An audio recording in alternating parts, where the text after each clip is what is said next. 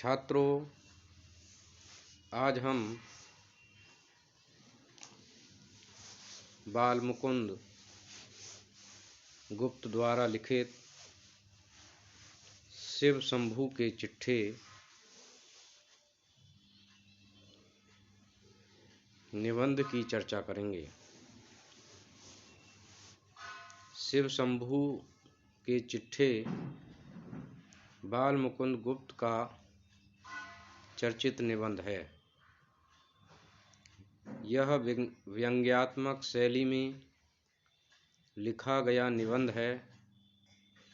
इस निबंध में बाल मुकुंद गुप्त ने 14 पत्रों को प्रस्तुत किया है, जो भारत मित्र पत्र में समय समय पर प्रकाशित हुए हैं।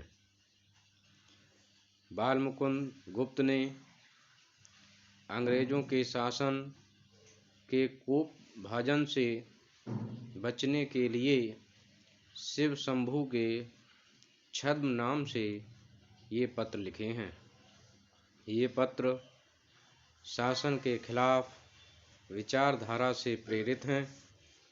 इन पत्रों में बाल मुकुंद गुप्त जी ने शासन की दोगली नीतियों, तानाशाही, शोषण, धन का अपव्यय आदि को प्रस्तुत किया है।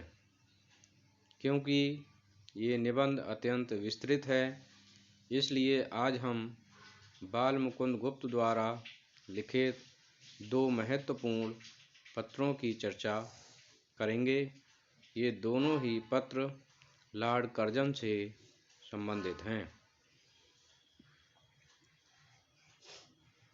ये दोनों ही पत्र भारत मित्र में क्रमशः 11 अप्रैल 1930 ईस्वी और 26 नवंबर 1940 ईस्वी में प्रकाशित हुए हैं।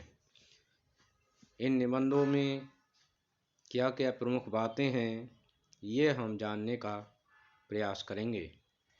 इनकी प्रमुख बातें निम्नलिखित हैं।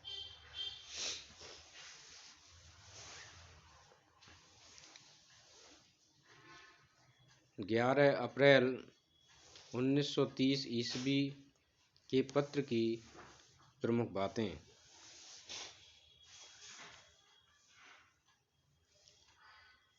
बुलबुल और बुलबुल बाज।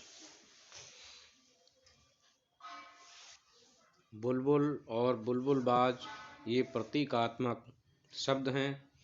बुलबुल भारत की जनता का प्रतीक है और बुलबुल बाज अंग्रेजों का। उनकी हमेशा से नीति रही है, फूट डालो राज करो। इसी नीति के विषय में बाल मुकुंद गुप्त जी का कथन है। उन्होंने कहा है, माय लॉर्ड, लड़कपन में इस बूढ़े भंगड़ को बुलबुल का बड़ा चाव था। गांव में कितने ही शौकीन बुलबुल बाज थे। वह बुलबुलें पकड़ते थे, पालते थे और लड़ाते थे। ये कथन बाल मुकुंद गुप्त जी का जितना 1930 में सार्थक था, उतना ही आज के समय में भी प्रासंगिक है। इस निबंध की अन्य विशेषताओं और बातों को हम जानने का प्रयास करेंगे। इस पत्र की दूसरी विशेषता है शो और ड्यूटी।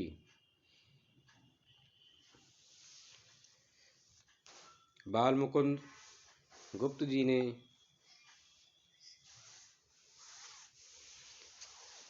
इस बात पर बल दिया है कि सरकार को केवल दिखावा नहीं करना चाहिए, बल्कि अपनी ड्यूटी अर्थात अपने कर्तव्यों का निर्वहन करना चाहिए।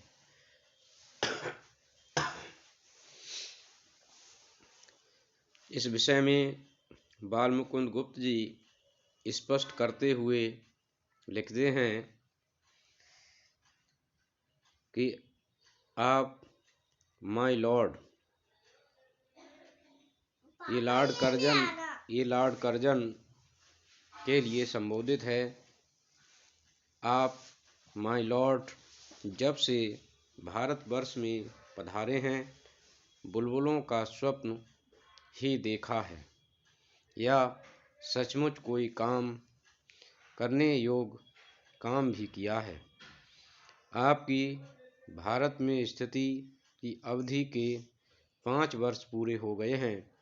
अब यदि आप कुछ दिन और रहेंगे तो सूद में मूलधन समाप्त हो चुका। हिसाब कीजिए, नुमाइशी कामों के सिवा काम की बात आप कौन सी कर चले हैं और भड़कबाजी के सिवा ड्यूटी और कर्तव्य की ओर आपका इस देश में आकर कब ध्यान रहा है। आप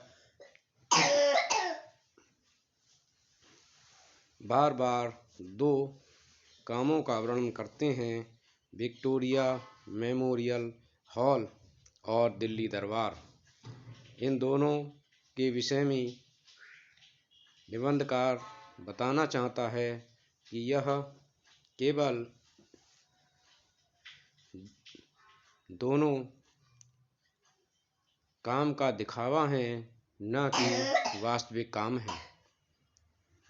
ये केवल जनता के शोषण के प्रतीक हैं, न कि जनता की सेवा के लिए किए गए काम। आगे निबंधकार कहता है कि नुमाइशी कामों का जीवन तितलियों के जीवन सा होता है। इस पत्र की अगली विशेषता है साहित्यकार एक मार्गदर्शक। बाल मुकुंद गुप्त जी एक मार्गदर्शक के रूप में प्रस्तुत हुए हैं और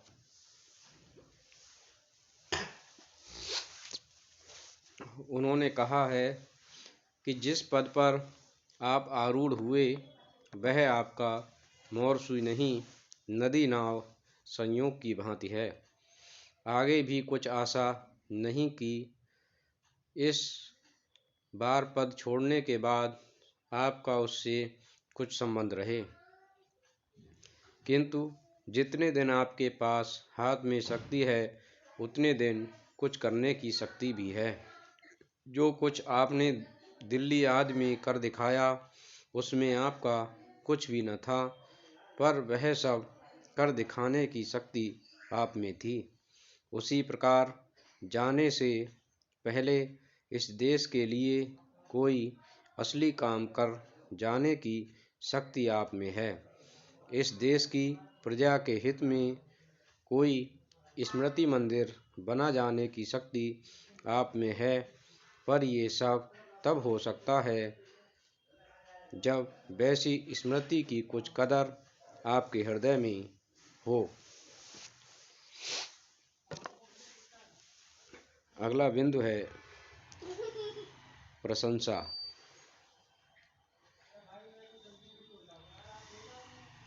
बाल मुकुंद गुप्त जी लॉर्ड रिपन के अच्छे कामों के लिए और 1858 ईस्वी के घोषणा पत्र की प्रशंसा करते हैं।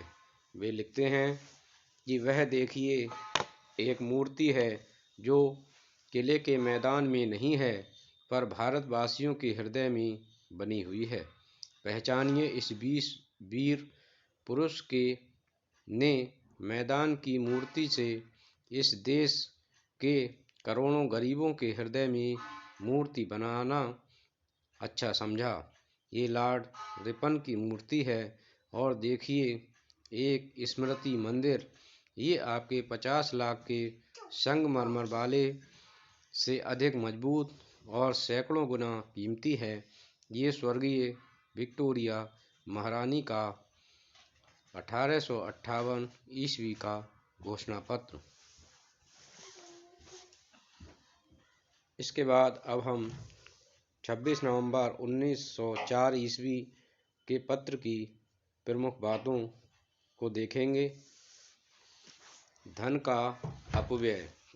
बालमुकुंद गुप्त जी ने इसमें धन के अपव्यय पर चिंता व्यक्त की है, क्योंकि ये धन जनता की संपत्ति होता है और तानाशाह लोग इसका दुरुपयोग करते रहते हैं। यदि वह चाहें तो फिर हाथियों का एक बड़ा भारी हुजूम निकलवा सकते हैं, पर उसकी वैसी कोई ज़रूरत नहीं जान पड़ती, क्योंकि जो जुलूस वह दिल्ली में निकलवा चुके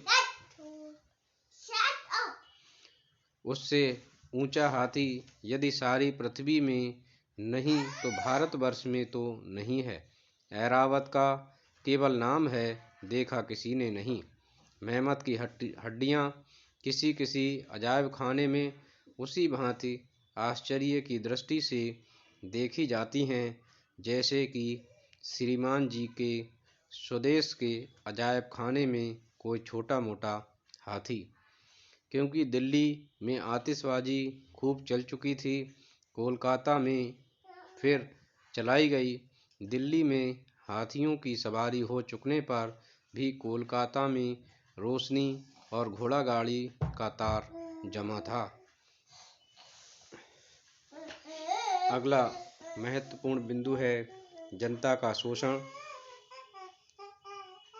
इस विषय पर बालमुकुंद गुप्त जी ने लिखा है कि लॉर्ड कर्जन जनता का शोषण कर रहा था और इसके लिए यहाँ के छोटे छोटे राजा और महाराजाओं को उसने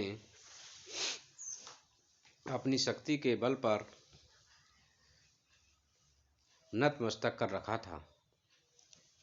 इस विषय में उन्होंने लिखा है कि कई राजा महाराजा पहले दरबार ही में खर्च हुए इतने दब चुके हैं, अर्थात उन पर कर्ज का बोझ लगातार बढ़ता जाता था और जनरल उनके माध्यम से जनता से धन वसूल करते थे। अगला बिंदु है महंगी शिक्षा नीति, अमीरी गरीबी की खाई। इस विषय पर बालमुकुंद गुप्त जी ने बेहद चिंता जाहिर की है कि यदि शिक्षा महंगी हो जाएगी तो निश्चित ही गरीब तबके के बच्चे शिक्षा से वंचित हो जाएंगे, जबकि लॉर्ड कर्जन की यही नीति थी कि केवल अमीरों के बच्चे ही पढ़ सकें। उन्होंने ये कथन दिया है, पर सुना है कि अब के विद्या का उद्धार श्रीमान जरूर करके उपकार का बदला देंगे। महत पुरुषों का काम है। विद्या ने आपको धनी किया है, इससे आप विद्या को धनी करना चाहते हैं। इसी से कंगालों से छीनकर आप धनिकों को विद्या देना चाहते हैं। इससे विद्या का वह कष्ट मिट जाएगा जो उसे कंगाल को धनी बनाने में होता है। इस प्रकार हमने आज इन पत्रों की महत्वपूर्ण बातों को समझा। मैं समझता हूँ छात्रों कि आपने इनको अवश्य ही समझा होगा। धन्यवाद।